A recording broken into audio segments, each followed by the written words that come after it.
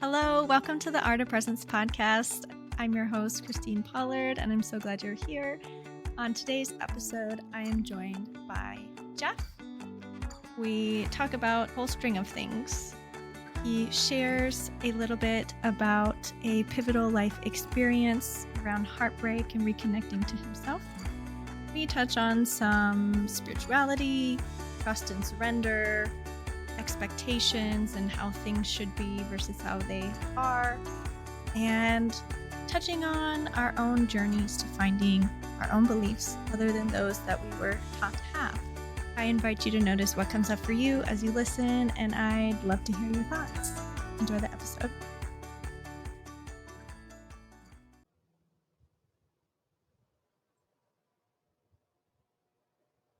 All right, we can get started then. So my question for you is, what is present for you right now? Well, first of all, thank you for warming us up. It's always nice to talk to you. That definitely made me feel just more full in myself. In fact, I was the thing that kind of went through my mind. So, when we started and we were having some technical difficulties, you know, it's like a little bit of a psychic attack because basically what ends up running through my mind is versions of like, oh, I'm not prepared. They know I'm not prepared. I'm wasting Christine's time. They hate me. And it's funny because I think that way sometimes because that's what goes through my mind when other people waste my time. I'm like, do they know what they're doing to me right now? So it's funny on both sides, kind of, because it's just funny.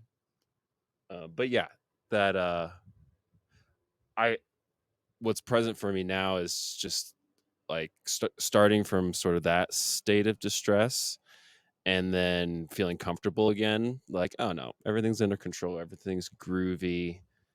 uh I don't know, it was almost like picturing myself, because I'm a musician, like being nervous before a performance and then also saying to myself, like, let's just rock, like I'm here and I'm awesome, I'm gonna rock. And and that attitude, like the rock star attitude, is like something that it's super sacred to me. So appreciate you for fulfilling it. Yeah. Well, I feel like you said, the initial feelings of, oh, this isn't working, and all the stories that are coming up around that. And then being able to just kind of settle in, doing this meditation to just like kind of ground and come back to now instead of the kind of chaos that was before. And I appreciate you going through all the trouble to fix the technical difficulties. Um, I think that's just part of this. Kind of hard to avoid at times. Yeah, but we're here. It's working, and we figured it out. So Okay, question before we start. sure. I don't know if it's because I have ADHD, but it feels so weird to talk on the phone, even talking to a video. The fact that it's not perfectly synced or whatever it is makes me have to like prompt myself with like a trick of who I'm talking to. So I'm going to pretend like I can't look at your face because it's not synced up. So that throws me off. I think I'm talking to a version of you in my head. So you're going to be like right here for me. You're going to be Okay, floating. that's fine. I can work with that. Yeah. Yep. And if my eye contact gets weird, just let me. I'll figure something else out. But I think I'm just going to look like just 2 inches. I'm going to hover above the camera, so hopefully it doesn't creep anyone out. It is what it is. That's kind of the point of this project, of being able to show up as who you are and being present with what is and kind of rolling with it. So it's all good. I've also, yeah. I've also where I'm at right now. So I'm moving in 1 week. Uh, Kind of packing up to go live in my car. So, um, it's been like a campaign. It's been a whole blitzkrieg of maneuvering and tactical as I'm putting things into storage, as I'm packing things to move in my car, because I'm going to kind of be nomadic. Um, so yeah, there's like it's like multivariate calculus, and it's like constantly changing. Like my house is a disaster right now, and but it's been cool because it's almost like a creative project where it's like, if you're painting or something, it works in stages, it works in phases. So you can't really be like, oh, I need to have all the objects sketched by this date to be on time. It's like, well, you like put in some work and then you let it rest, and then the next day you put in some work. So my whole process of compartmentalizing my life, recompartmentalizing my life into storage, stuff in my car, my piano, all my things is like a faith project a little bit, because it's not very logical. It's like, well, I guess I'll go put all my kitchen into tiny little boxes that I can pack with me on the road and camp with. They're just strange little projects like this. Yeah, it's a big moving is a big project. And it sounds like you have your own kind of process for working through it. Yeah. Did I tell you that I'm living out of my car after this? Mhm. Yeah. How do you feel about Okay. that?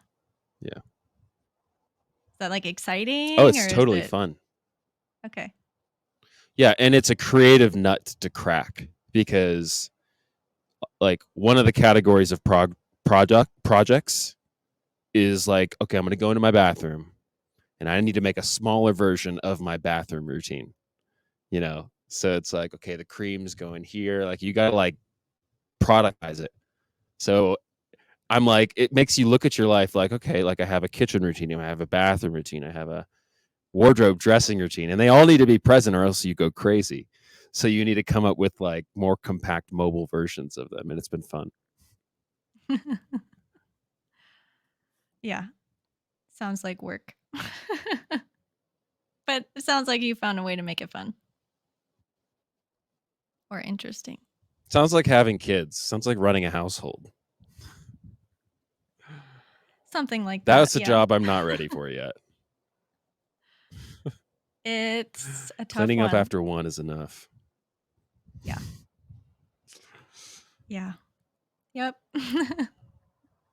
For other people, that's another story.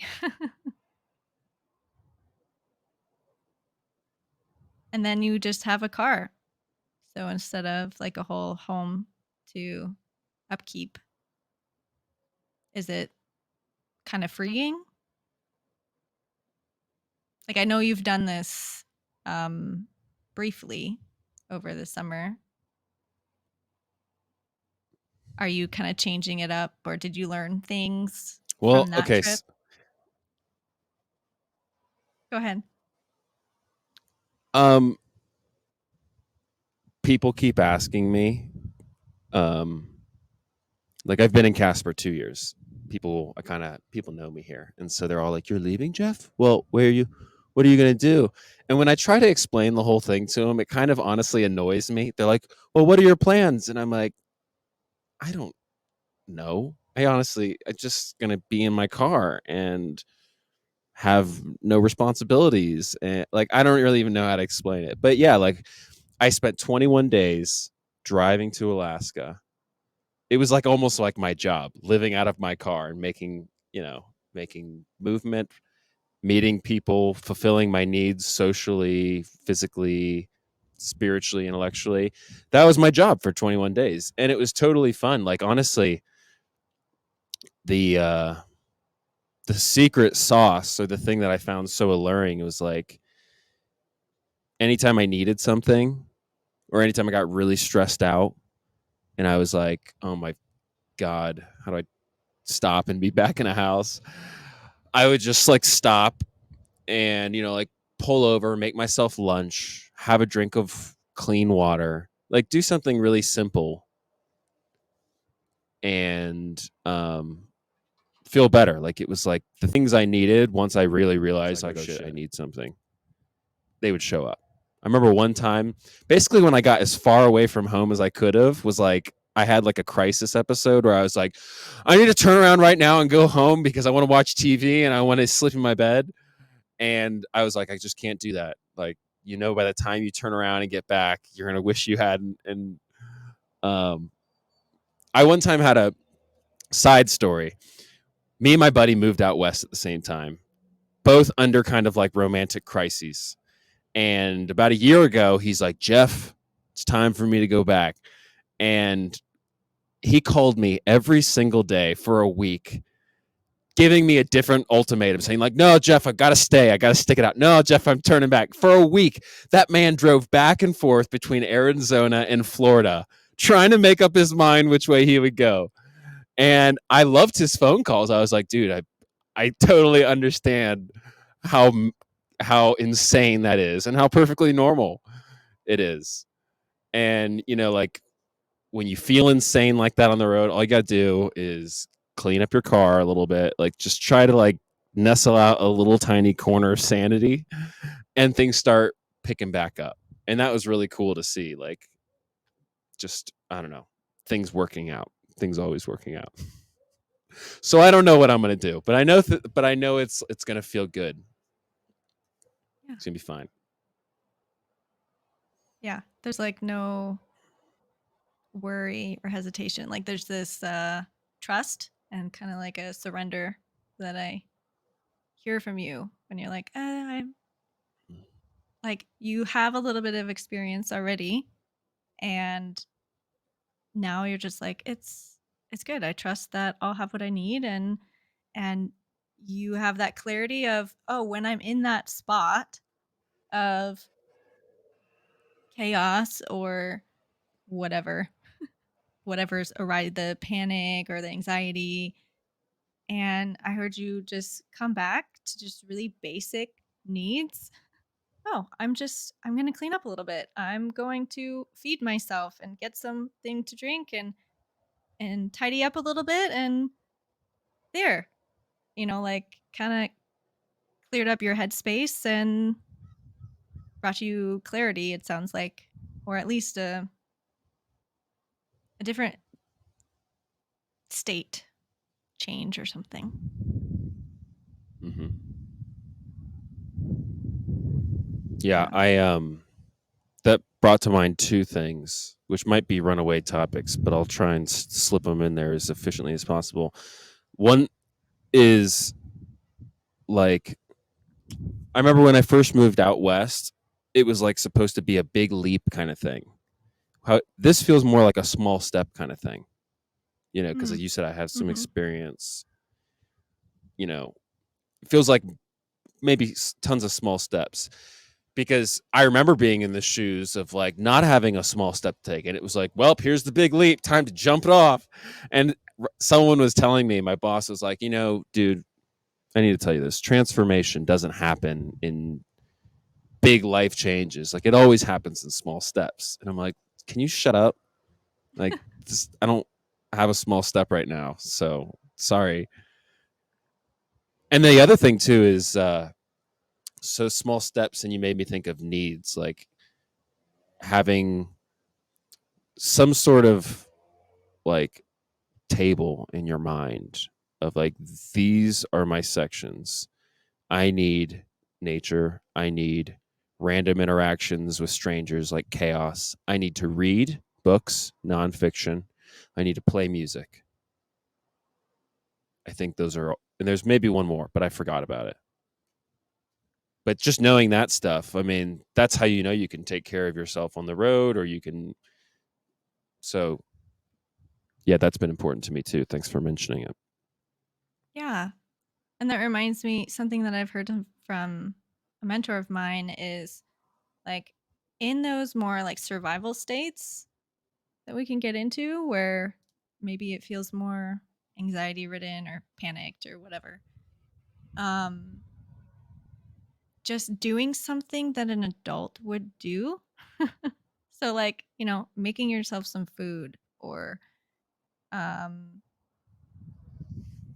cleaning up something that, you know, more of an adult person would do to kind of bring you back into like the now and like your current age and yeah. And that's kind of what I heard, you're like, yeah, I'm going to feed myself. I'm going to do something that I love. Like I need nature, I need to play music or read a nonfiction book and yeah, just those little things that kind of bring you back to yourself. Okay, I have a question for you, Christine. It's a Sure. good question about needs. Okay, Okay. because sometimes your needs are not always like really clear to take care of. For instance, sometimes if I'm kind of going on robot mode, you know what I mean, for a week or a couple days, and I'm like, okay, this is a problem. We need to take care of this. I'm gonna give you an option, and I never know which option is really gonna work. It's kind of hit or miss. So you need a break. Do you take your break by going to bed early, making a cup of tea? Like you're like, you know what? I'm gonna do everything. I'm gonna check all the boxes, and then the next day, like I'm paying all my dues. Tomorrow's gonna be awesome. Or do you stay up late, get drunk, watch a bunch of junk TV?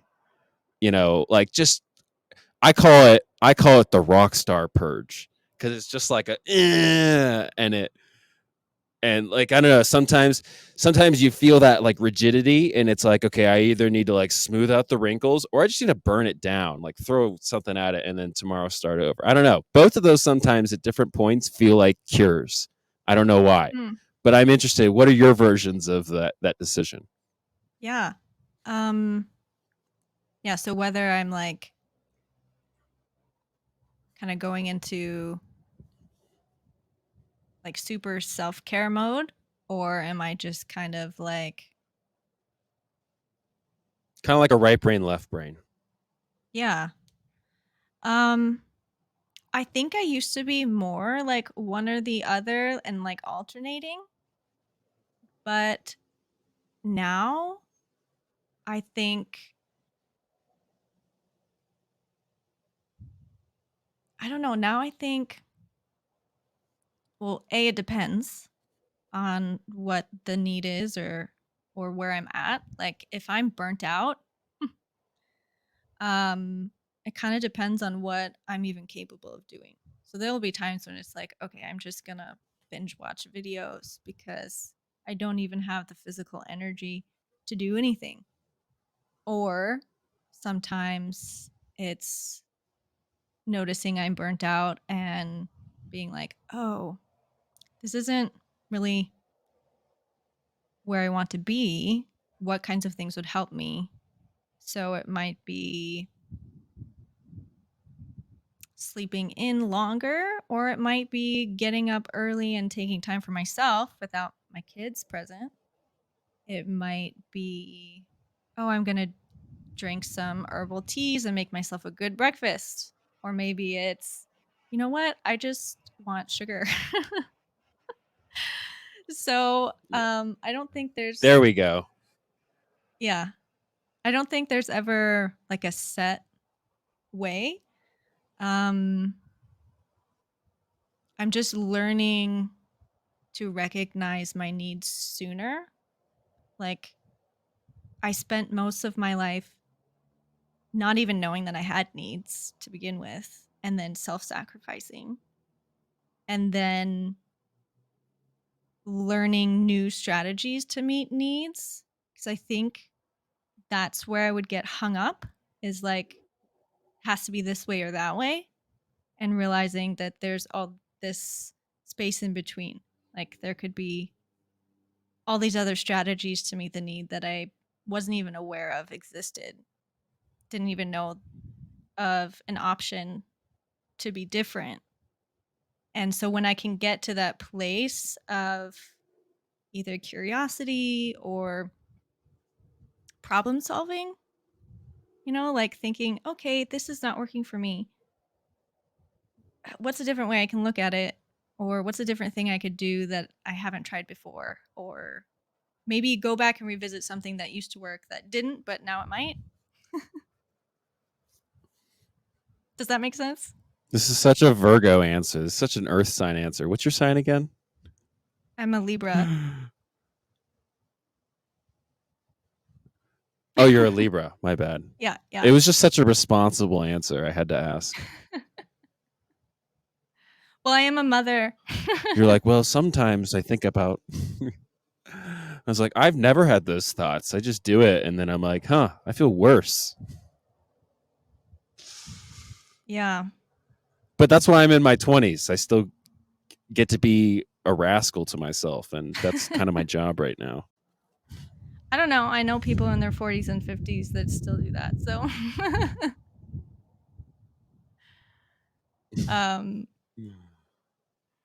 yeah, I think there's maybe a negative connotation when it comes to responsibility, because I don't know if it's the work aspect or if there's this thought of like not getting what you want or like it not being fun. And I think that doesn't necessarily need to be the case with that word. What do you think?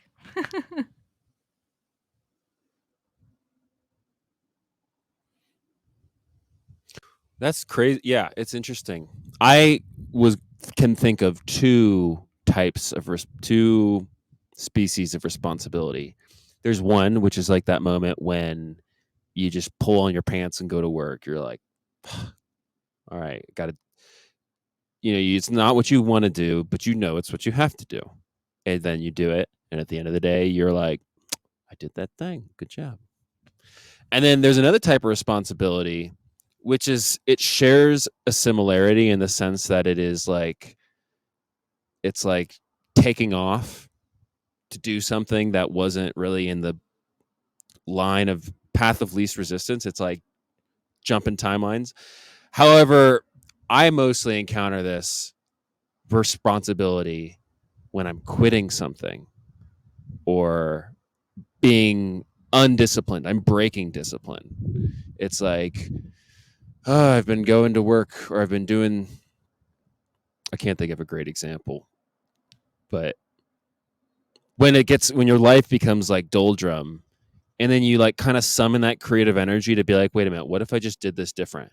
Like, for instance, I had a moment like yesterday, since I'm moving out of my apartment, I talking to my landlord about things I need to do so I went in there and she kind of gave me all these chores of like, oh, you got to fix the holes in your wall. You got to paint over the spackle. Paint over the spackle. I've never heard of anyone even filling in their walls. So literally, as I took that advice and I just didn't want to do it. Like a couple hours went by and I'm like, you know what? I should have said something about that. And if I would have just had a little bit more of like I could picture yesterday morning when I walked into the office, I was just kind of like running through the script. But if I had a moment of like truly carrying myself, I think I would have broken the script. And so it felt like I kind of missed an opportunity. And there was a response. That's a form of responsibility, I think, to just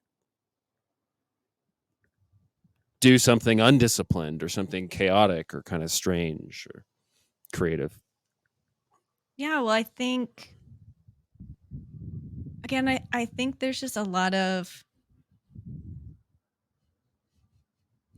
what responsibility is supposed to look like that again, we don't question it so much. And so much of what is modeled is like dull or boring or, such a chore. But one person I've heard says responsibility is the ability to respond. And I look at some people who would consider themselves responsible, but are like robotic, like they know the way to look responsible, or they feel that, it has to be done a certain way and that's the responsible thing to do, to like do what's expected. When I think of it as that ability to respond, it's like, okay, what is in my best interest? What am I actually needing? Coming back to myself and questioning, like, does it need to be this way? Kind of like what you were saying. And so being able to go back and be able to respond in your best interest, I think that can look really different than what's typically modeled. And correspond. Correspond made me think of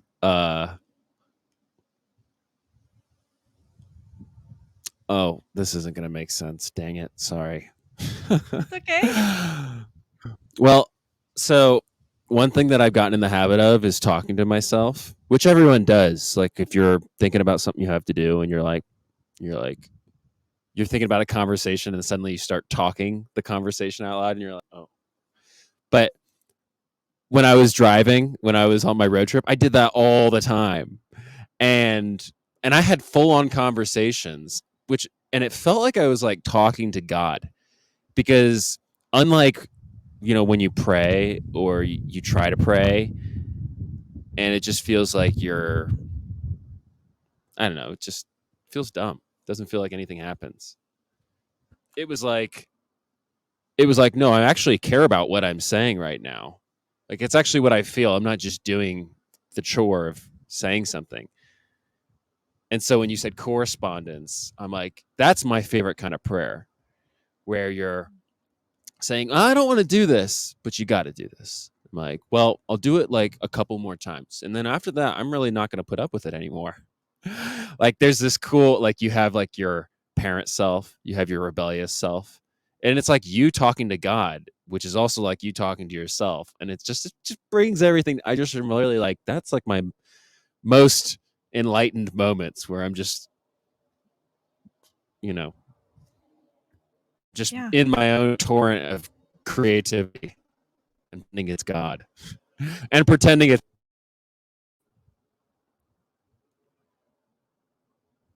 I lost correspondence. Pretending it's what? Oh, and pretending it's nothing or it's just silliness. It's just ridiculous at the same time. Yeah. Well, again, so what do you want to talk about today, Christine? Sorry. Well, I liked what you were saying there about, again, there's like these expectations of how things should be. So it's like, if someone wants to pray and it's like, oh, well, I have to like tick off the check boxes, like check them off of, okay, this is how I'm supposed to pray, or this is what it means to talk to God, or it has to, has to be a certain way. But then when you were just kind of yourself and in your own flow, like that's when you felt that spiritual connection. It wasn't, oh, I'm getting myself into the right, frame of mind, or the right, I don't know. I feel like there's a lot of that in Christian culture of like how things are supposed to be. And when you find things that bring you that connection to God or whatever, that it might not look what people tell you it's supposed to look like.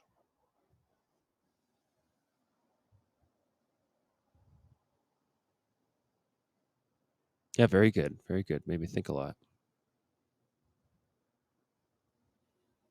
Like what?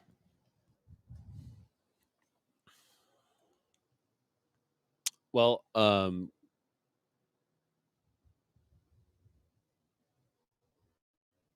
yeah, I mean, Christianity, like, um, I call myself a Christian now, even though I was raised Christian, which is usually a pretty like negatively influenced uh, teller of if you're going to remain Christian. But I always had that sense too. It was like I'm a very like I'm bursting with spiritual energy, probably more than the average cat.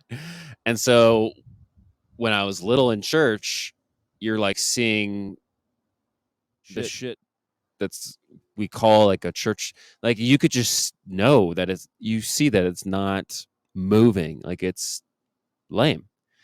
And in fact, like the early church, they didn't have creed, they didn't have like I learned this yesterday and I thought it was really cool. In Islam, and we're talking about old Abrahamic religions, originally the idea of an unbeliever wasn't someone who didn't believe in Jesus, the Son of blah, blah, blah, blah, whatever it is.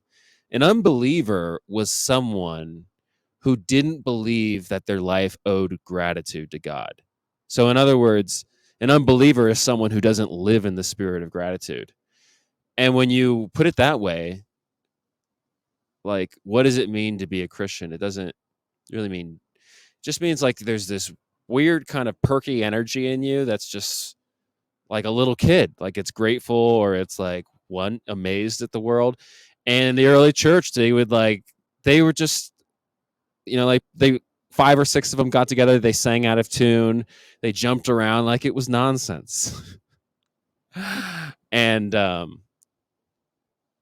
yeah, and I think that's what I would like more if it to be. Like less organized and structured and with rules and regulations and is that what you mean? Yeah, just yeah, more of the spirit. Hmm. Yeah. You don't go to church, do you? I don't now, but I did grow up in church. Yeah. So I'm familiar. How do you what do you do as a parent? In terms of I don't know, like what have you observed that their religious needs are as children? Mm. How do you meet them? Yeah. That's definitely been tricky. Um so I homeschool already and there's Do the kids eat been raw eggs and questions weird stuff? from no, from family members that are like, you don't go to church. How are they going to know about God or something? How are they going to And go to heaven, Christine? I know, right? Um, and just like homeschool, I mean, I feel like it's a lifestyle. It's not just going to a church service once a week, you know? And, they have questions and I do my best to answer them. And like right now, since they're so little and influential, I'm I tell them what I believe. Um, and I tell them that not everyone believes the same way as I do. Um, that if they wanted to go to church, if they felt that pull when they're older and can make those kinds of decisions for themselves, I'm happy to be like, sure, if you want to check out churches, go ahead. Um, but I just feel like at this age, they're not able to discern things. So it's very much of I'm going to, whoever's at the church is going to teach something and that becomes their belief, right? And Oh wow, they're very influenceable. yeah. They just And suck it in and take it to heart. Wow. No wonder exactly. all the Nazis wanted the kids to do their things. It's like, wow, that's just Right. easy. They're not capable of that kind of decision making, you know? They're not capable of discerning. They'll just believe what you tell them, which is convenient if you want, you know, people to believe a certain thing.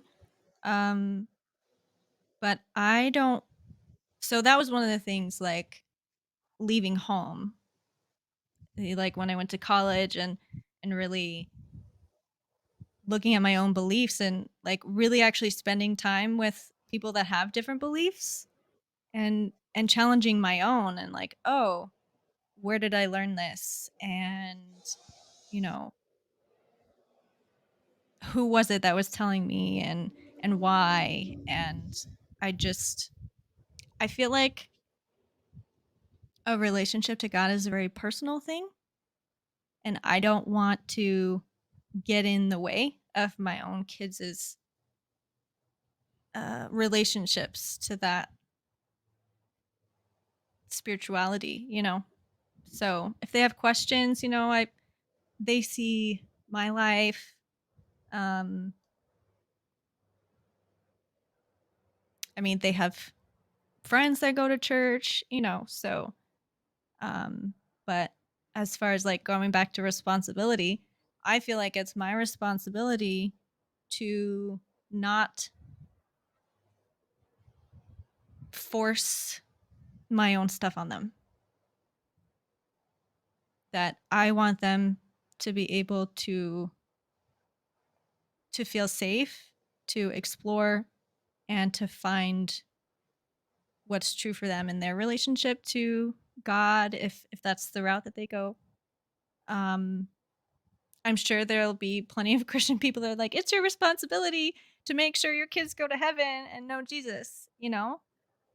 And it's like, okay, and what's that supposed to look like? What do I want it to look like? Uh like I guess I see some parents that, you know, get so disappointed if their kids don't go to church anymore or if they don't have the same beliefs. And I don't want to be that parent, I guess. I mean, maybe there could at some point be some disappointments, but like I don't want to feel like I have to control my kids or that put all this pressure on myself to get it perfect so that they have the type of spiritual life that I envisioned for them. You know, that's mine. That's not theirs. It doesn't belong to them. And so I don't want to put that on them. They're just your roommates. And so you've taken a real intentional approach with your kids. Yeah. Yeah. I mean, we talk, it's like, you know, people are like, oh, well, what if, you know, they don't go to Sunday school, they don't go to church? I'm like, we can do it at home, which I feel like is where kids should be getting a lot of their information. Or again, a lifestyle. Like they're going to learn what you do. Like even if you go to church every Sunday and then God is not like really present in your life the rest of the week, that's the model that you set for your kids. And so if I have a spiritual life at home and they can, you know, that can be a model for them, then yeah. Hmm. Yeah, I'm not sure I have any valuable beliefs on parenting. This may just be you.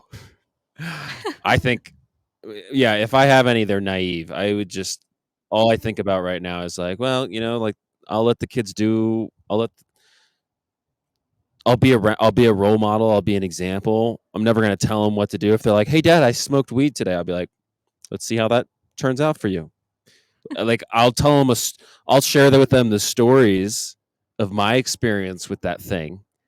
And then I'll even share secondhand stories of like, yeah, well, I know this guy, it didn't turn out so well for him. So just take that into your decision making. But hey, make your own decisions and you're going to form your own stories. Thank you very Yeah. much. Yeah. I mean, I think, Probably not realistic though. I don't know. Like, I think there's so much that parents feel the need to control in their kids. and again to kind of like mold them into this person they want them to be, um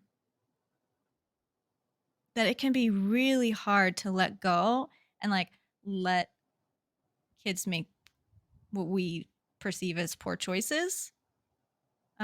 It's I see at least parents that I know that, want to protect their kids, or show them the right way, or um again, I think there's just so many fears of judgment and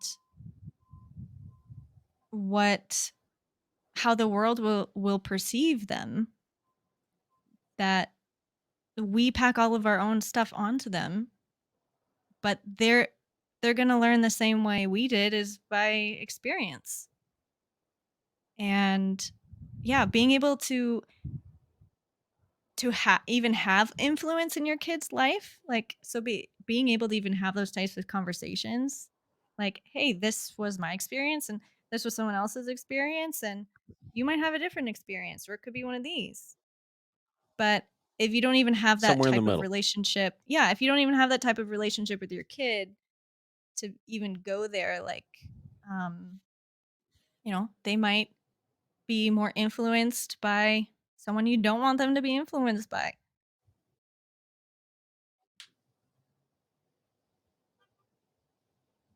I think the archetype of father that I'm actually drawing these ideas from is like sort of the step out of the way father. He like shows up for holidays and he's just like, "Here, let me be cool for like one day, and then I have no attachment to you, and I don't Mm, need you to turn out anyway." So, I mean, what you're describing in terms of this sense of attachment that I probably can't understand.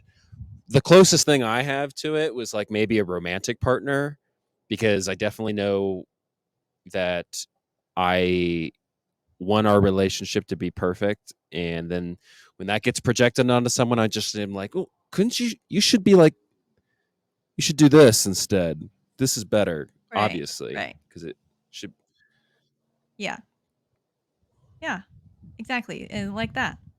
like, trying to control someone. But Hmm. children are way easier to control, as we already established. So, wow, it's like the whole game is just double stakes. Yeah. Well, and it's such a I don't know if catch 22 is the right phrase, but like, you parents want to control their kids and they'll gain obedience. But then they'll sneak around and do stuff, like, so what are you actually um instilling? Like, with too much control, then there's a reaction to that. And kids can become really good at,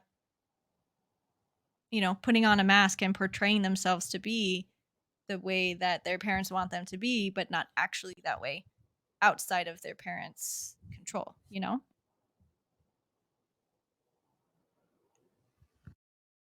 So it's fake. Or like in a relationship, if someone's feeling controlled, and they might be one way to your face, but another, like, their internal world is very different, and you might not get access to that.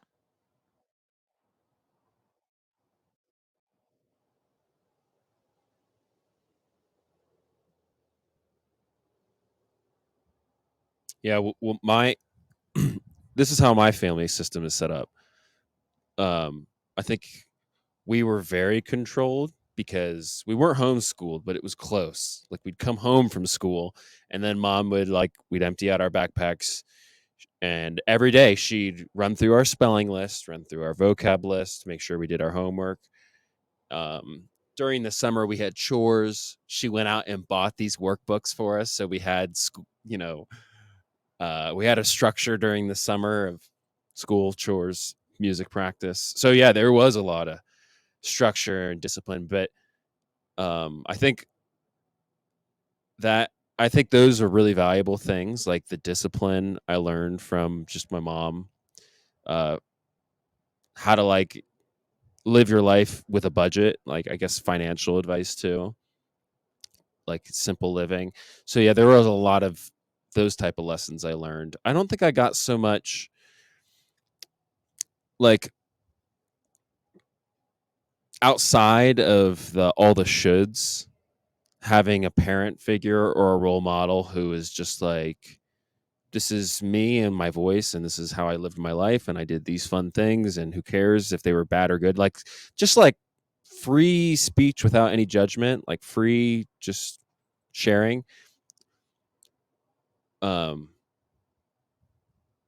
I kind of wish, I don't know if I had a role model like that. I had three younger brothers, and so we definitely had adventures and chaos, which was good.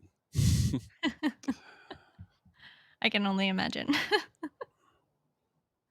Injuries, feuds, quick hits for revenge, schemes, lots of schemes, pranks, lots of pranks.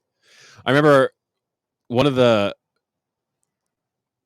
one of the hilarious incidents of tragedy and comedy that me and my brothers recite a lot was we're boys, so of course we just had weapons around the house, airsoft guns, slingshots, and the boundary between what is outdoor rough play and what is just casual indoor, like no rules, slowly eroded away. And so one time, Josh, my youngest brother, he's probably like 6 or 7. There's an airsoft gun lying on the counter where everyone puts their garbage when they walk in the door. And number one, it's loaded with BBs inside of it. And so Josh walks by, he like looks at the gun, cocks it, just playing around with it, and just puts it back down. Doesn't put it on safety or anything. That's just how he wanted to play. He inspected it. And so like a day later or something, someone is picking up the gun, threatening someone or just like trying to make someone do something. And then it goes off and we're like, oh, you're not allowed to shoot. That was a big deal. You can't shoot guns in the house. And it had just been broken. And then when we found out, Josh, this is how it happened, it was pretty funny. Yeah. I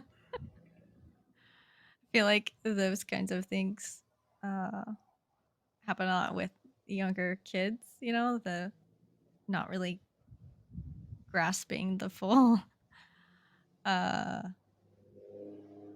consequences or even what they've just done. But um yeah, it's interesting, the like everyone knew in that moment, like, oh, that's that was the thing that wasn't supposed to happen. Like that was the no. Like there's been some, like as you said, slowly eroding away of the Yeah. expectations, but that was like a, okay, this was too far. It's a Or whole that was arms not race right. of what you can get away with until, yeah, the bomb has been released. There's going to be an international arms treaty, sanctions. My favorite diplomatic maneuver was when I hurt my brothers, like when it went past play to like, oh, they're crying now. It was so alarming. Like, mom's going to come in here in 30 seconds. What the heck are we going to do? I just started crying. I would like get down on the ground and cry with them. That way she has no information, you know. You can kind of like, you can escape the scene of the crime by just muddying the waters a little bit for a minute and then kind of buy some time till you figure out what to do. That was the best play. Yeah. I think it's so fascinating seeing how kids can walk that line of the boundary. And like uh how far can I push it? Um like where's the true boundary? Like here's the stated one, but like is that accurate? And I mean that's kind of a kid's job to navigate that, like figure out what's real, like, oh, you're saying this but you actually mean it. And and I will know by how you respond or don't respond. And then it's like, um, yeah, how kids can sometimes outmaneuver or um, I don't know, they can usually find some pretty creative ways to get what they want. Hmm. Okay, Christine. Hmm. Okay, so I I want to share something about my story. I don't know what though. Okay. Um, but I have an idea. Would you read my bio or the bio I sent you, which is Sure. basically just a trailer, and then see if it cues up anything for us? Because it might be a tieback, you know? So Mm. if you read it, let's just see if it goes anywhere. And if not, then we can just, we can ditch it or whatever. But I want to I throw a can try. firecracker into it. I am not an actor. I can read. We'll see how well Read the line, that, please. that comes out. Yeah. How That was was it kind of hearing cringy, that? right? How was it I hearing that? so weird. So Yeah. weird. But I appreciate you reading it because to be honest, I labored over it way too much. Um and I could feel it as I was reading it. I was like, "Oh." It's like being dragged behind a car on a gravel road. You're like, but I appreciate it. Uh, thank you for indulging me. Yeah. What was it like I just wanted hearing? someone to. I wanted someone to read it. Yeah. No, what was it like hearing me read your words? Awful. It In what was sense? cringy. The Uh, content or my reading? no, no, no, no, no, no, no, no, no, no.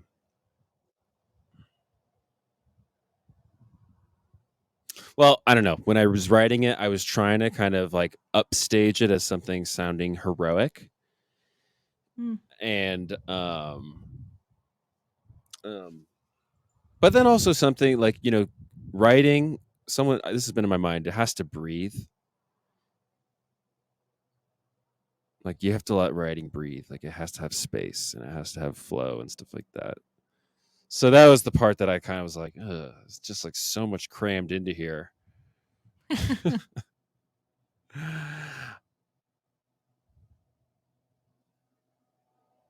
I think the main thing I like about telling that story was just the fact that like the part where it says like, okay, well, this woman who he followed on Instagram and she was somewhat famous, at least to him, messages him, says she has a dream about him. They've never talked, mind you.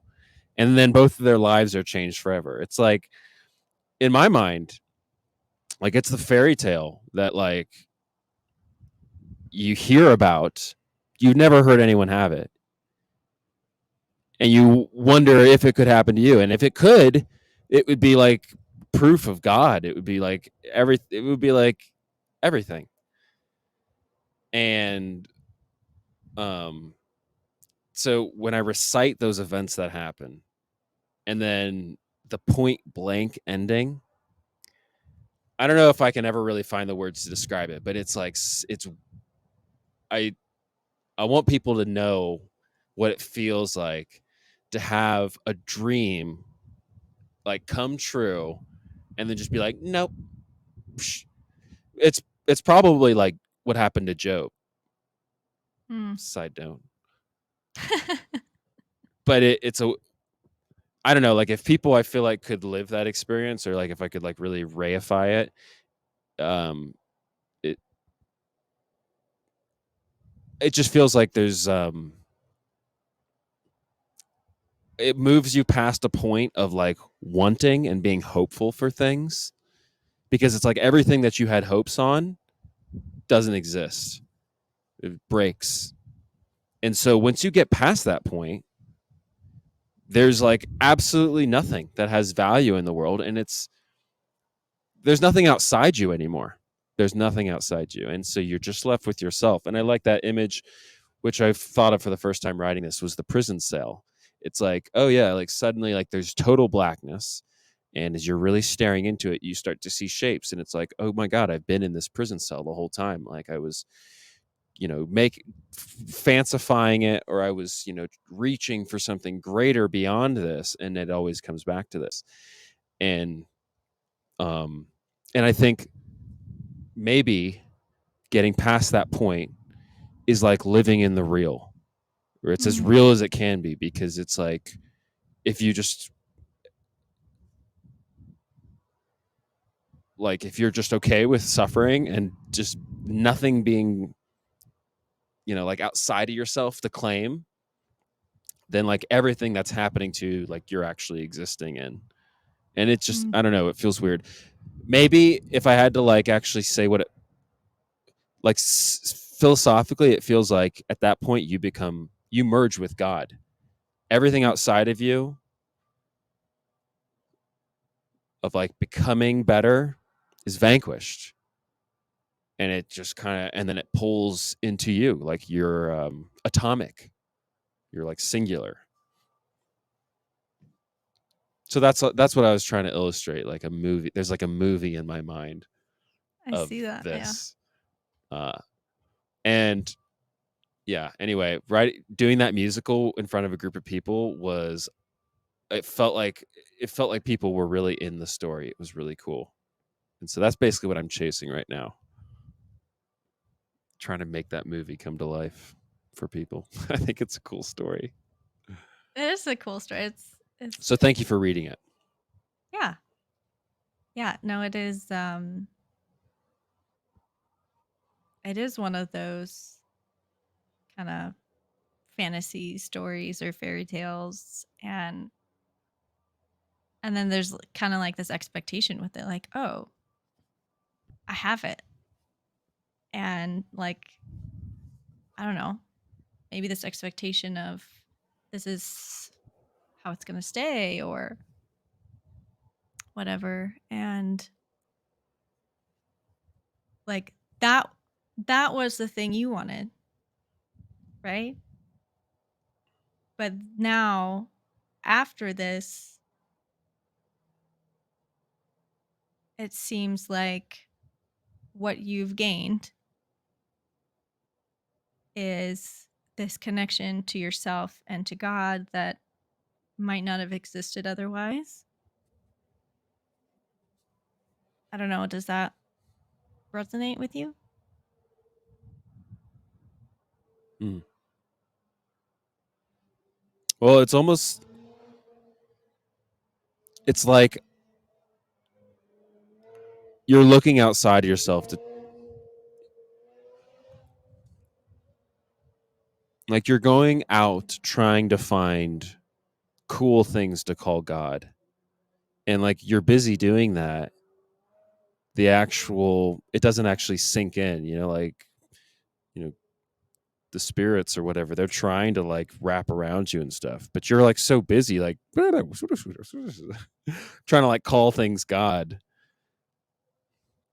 I think probably the number one thing people falsely call God is God.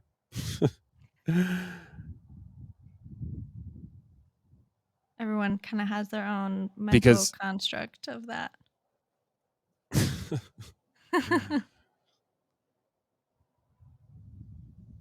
yeah, I mean, there's a bunch of things that basically entail a big runaround to continue getting the payoffs of their so-called God, you know. Mm. Mm-hmm.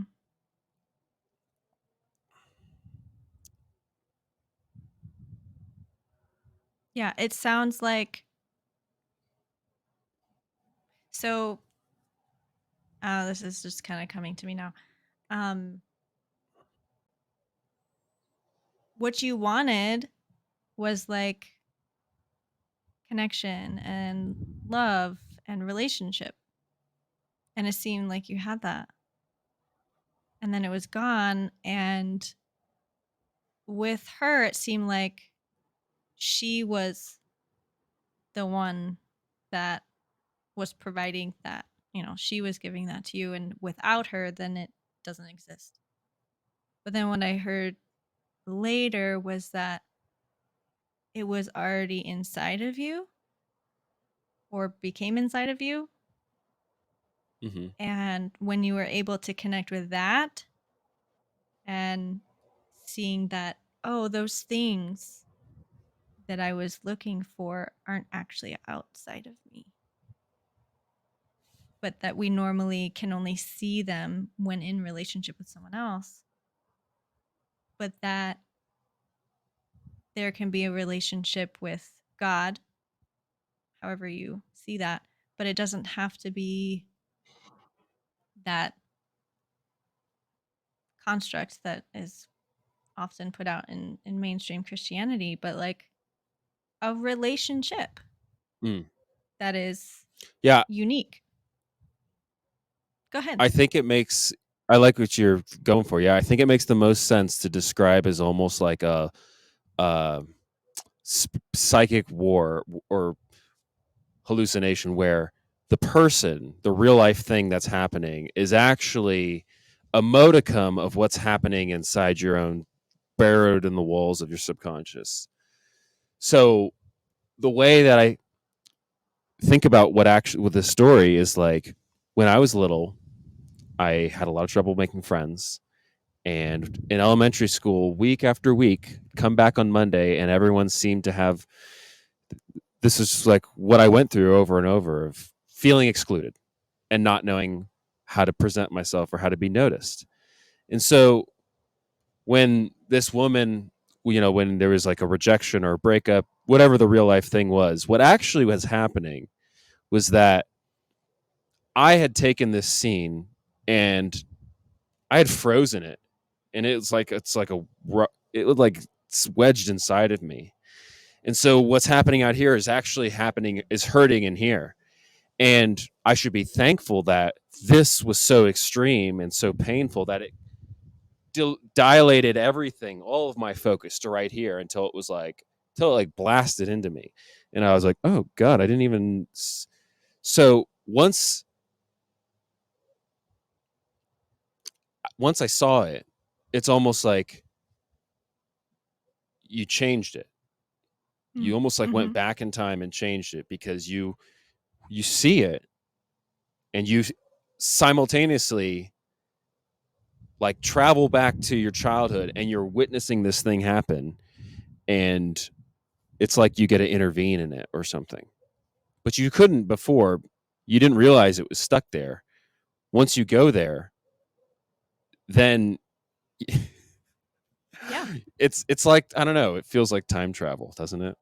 Yeah. Yeah. I know exactly what you mean. You I've had realize you similar were carrying this the experiences. whole time, and then like going out and seeing people and then mistaking them for this or Yeah. whatever way it is, and you're like, oh shit, this was actually the source of pleasure and grief, all the things that. Yeah. Yeah. But we're taught to seek it externally. Um, well, a lot of us are. I wouldn't say everyone, but when it's so easy to become disconnected from ourselves as children because we have to, please our parents, or we have to, be obedient, or we have to, we're controlled in some sort of way, whether it's school or at home or something. Um, at some point, something happens where it's not okay to be who we really are. And then we're always searching for that reconnection. And we think we have to get it, someone else has to give it to us.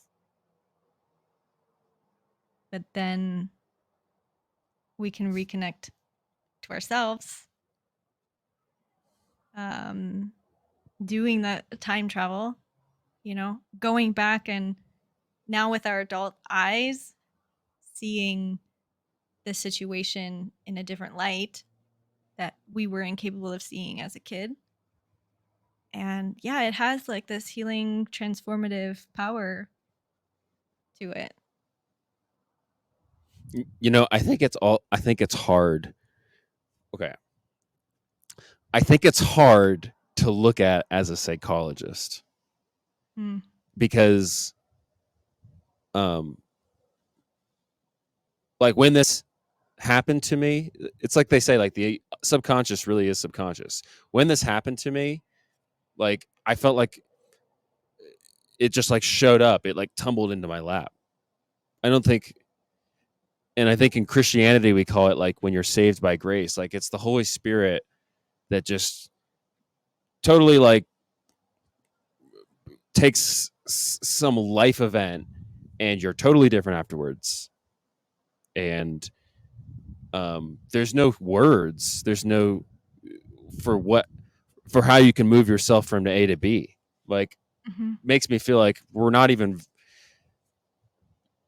in control of our destiny in a way. It's like, um, here's a good example. Before this, a lot of my romantic partners like would stress out on this like same kind of conflict. It's like I would say something a little crass or a little mean, and it's like, oh yeah, I could have found a better way to say that.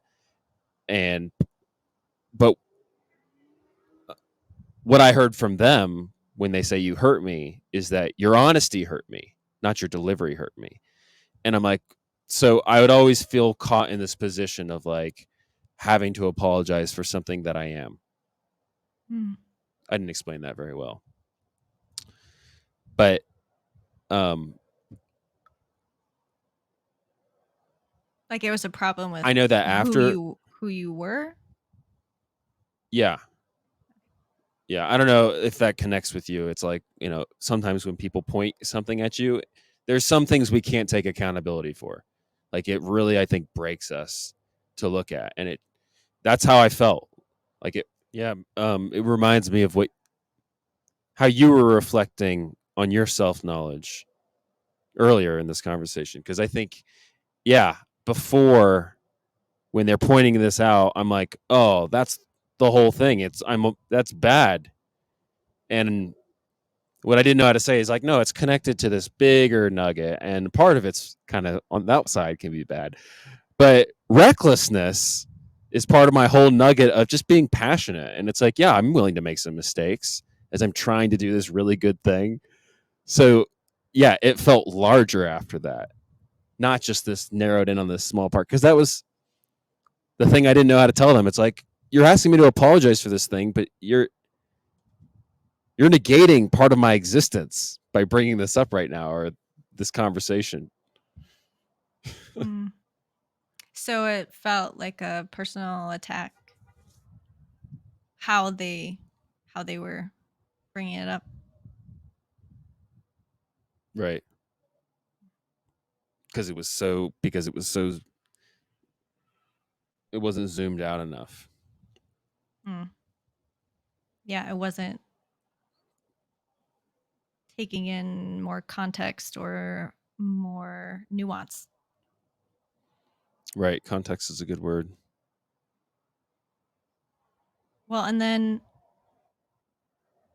again, the judgmental piece of, the things that are perceived as bad or good, and then the evaluations that we give people. So it's like, I see this behavior and then I evaluate it. And then instead of sticking to this is what happened and how it affected me, I'm now going to turn it and say, this is who you are. Or, some sort of judgment or Dude, this is what it shame, is. or yeah. Or even deciding like this is what it is without taking in the full context. Or Like, okay, you're an improver, right? I think we've talked about this. no. So let me pare it back. Let me give you a scene, which I feel like is what you're talking about. Oh no, but like, say it's like what I'm hearing you say is that something like in the middle, if we arrest it in the middle and we don't get to see the resolution, it's like, oh yeah, we didn't see the full picture because we didn't allow the scene to play out. For instance, you're at a dinner party and it's really uncomfortable. The conflict is really uncomfortable. Conversation gets all like, oh, like you're double dating with another couple and they start fighting and it's like, but that also, like, you can picture like some fight just spinning off into like the perfect, oh, we're all best friends now. We got past that. But in the middle, like it could go either way. It's like Schrodinger's cat, whether this is going to be the worst and most uncomfortable evening of your life or like the coolest like moment of triumph in human relationship ever. And it can be weird, like in the middle of it, like if there was a narrator giving context to this, you might be able to see where it was going. And I feel like if there was a narrator, like if there was a narrator, it could be the determining factor whether you're like preparing to fight, like strapping up your armor, or if you're like very comfortable and it feels very good, and we want it to feel very good. And and honestly, if I'm thinking of, it's like the Holy Spirit, it's like having contact with the Holy Spirit, or maybe your own Holy Spirit, like as we were talking about witnessing yourself, having contact with that thing up there can provide so much confidence, so much sovereignty in those moments to like be like, oh no, this isn't this conflict scene where everything gets weird. This is conflict scene where we have some technical difficulties when we start and then we end up smooth sailing. Like it just, I don't know. We Yeah. find it. Yeah. Well, it brings me back to that responsibility, that ability to respond, that in that situation with that person, not being able to meet you, right? Like they were in their own story or their own experience, stuck in their experience, not able to also take in your experience. And in that state, not being able to respond, it's more of, sound the more reactionary. Um, yeah.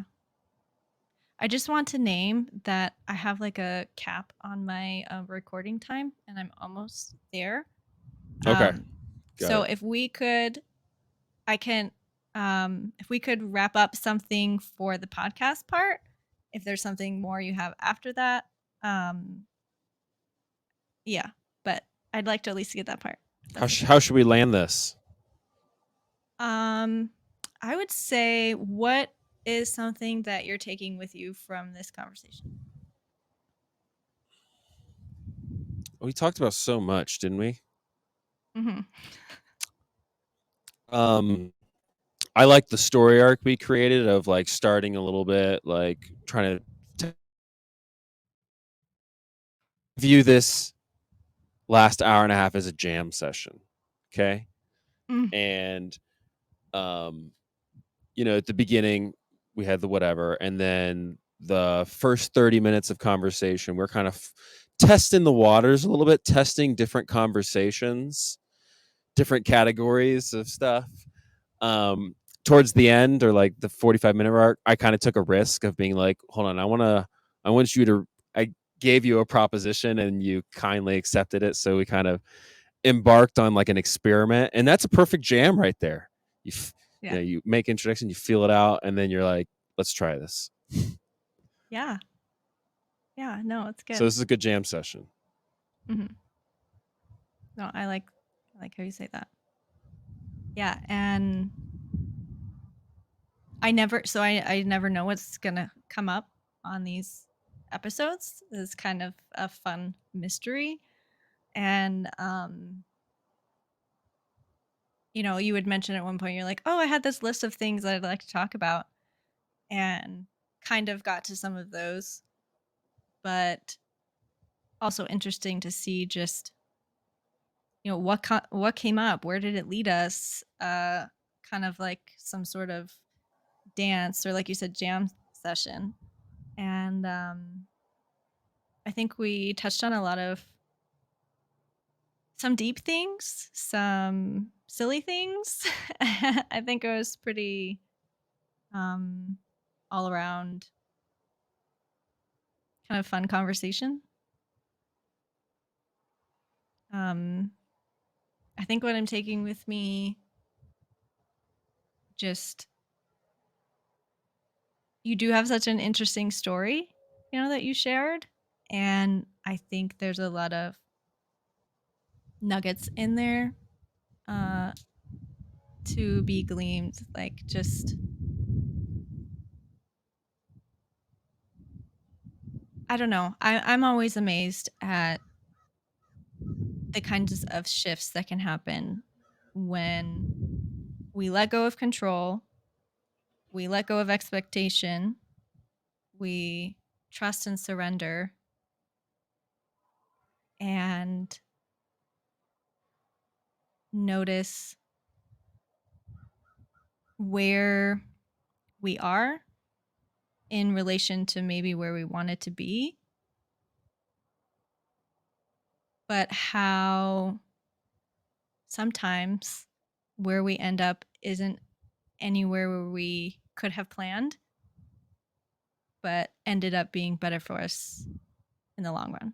Like, I feel like humans want to try to control, like you said, their destiny. Like, maybe we don't get to control that. And there's a lot of people out there, like manifesting whatever, and maybe some of that's true. I don't know. But then at the same time, it's like trusting God or the universe. And sometimes things happen that you can never even imagine that give you a life that's better than you imagined. Because sometimes when our limited mind can only take us so far. And when we're stuck trying to control that, like, yeah. Yeah, I don't know. Maybe some people's reality is truly the fixed principle of they are the universe and they can manifest however they want it. But mine is, if I put attention into manifesting, it's just going to strengthen the chaotic and convulging and just purely comically, hilariously insane the universe is, which is cool. I kind of like that. I guess that is my universe. Well, thank you for being here with me today and having this conversation. It's been fun. Yeah, thank you, Christine, for doing this. I appreciate you for talking to me today, asking me on here, asking me questions. Thank you. Welcome. Thank you. I'm just going to stop the recording real quick. In this episode, I was joined by Jeff Streetmatter, who is a Christian mystic, industrial engineer, and music storyteller. After experiencing heartbreak in his life, he went on a soul-searching journey to find himself or connect with himself. He's been on a journey ever since of growth, compassion, reconciliation, forgiveness, and peace. He realized afterwards that he was the person he was looking for all along. He was able to meet himself and is now starting a new journey where he is leaving his home in Wyoming, where he's been the last few years, and going on the road with his music. He wrote a musical about his heartbreak journey, which can be found on YouTube, and I will link to in the show notes. You can also find him on Instagram at Mr. Really Excellent. Thank you so much for being here. I hope you enjoyed this episode. See you next time.